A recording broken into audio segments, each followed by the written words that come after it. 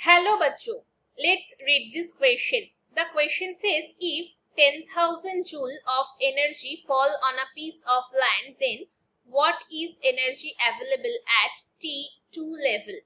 1, 1000 joule, 2, 10 joule, 3, 100 joule, 4, 1 joule. इस question को solve करने के लिए हमारे पास जो की कॉन्सेप्ट होना जरूरी है वो है to know about the 10% energy transfer law.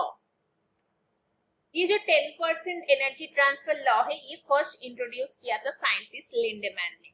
उन्होंने क्या बोला था, एक ट्रॉपिक लेवल से जब दूसरे ट्रॉपिक लेवल पे एनर्जी ट्रांसफर होता है तो ओनली 10% एनर्जी ही ट्रांसफर हो सकता है और 90% ऑफ एनर्जी उसी ट्रॉपिक लेवल में खत्म हो जाता है। तो फर्स्ट ट्रॉपिक लेवल में क्या आता है, प्रोड्यूसर आता है यानी कि प्लांट्स आता है। फिर उसके बाद आता है प्राइमरी कंज्यूमर, फिर प्राइमरी कंज्यूमर के बाद आता है सेकेंडरी, फिर आता है टर्शियरी, फिर आता है क्वार्टरनरी।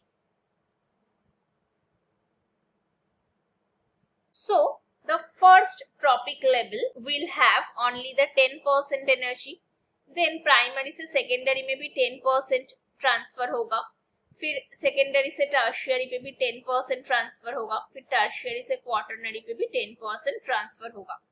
तो देखिए क्वेश्चन में बोला गया है कि 10,000 जूल ऑफ एनर्जी है कि वो एक लैंड में प्रोड्यूस हो रहा है, यानी कि जो लैंड में प्रोड्यूसर है वहां पर हमें 10,000 जूल एनर्जी देखने को मिलेगा। तो हम यहाँ लिख लेंगे 10,000 जूल ऑफ एनर्जी। तो अभी हमें ट्रॉपिक लेवल 2 यानी कि ये जो सेकेंडरी कंज्यूमर है यहाँ पर कितना तक पहुंचेगा उसको निकालना है। ये जो प्राइमरी कंज्यूमर में जो 10% ट्रांसफर होगा उसका वैल्यू हो जाएगा 10,000 multiplied by 10 divided by 100.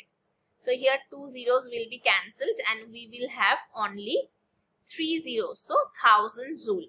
Now ये 1000 जूल से भी 10% ट्रांसफर होगा सेकेंडरी पे, तो क्या हो जाएगा 1000 multiplied by 10 divided by 100. So here 2 zeros will be cancelled and our answer will be 100 joule. So ये जो सेकेंडरी ट्रॉपिक लेवल है या फिर T2 लेवल है वहां पर सिर्फ 100 जूल ही ट्रांसफर हो रहा है, तो हमारा आंसर हो जाएगा option 3. So the final answer is option 3. Hope you understood it well. Best of luck.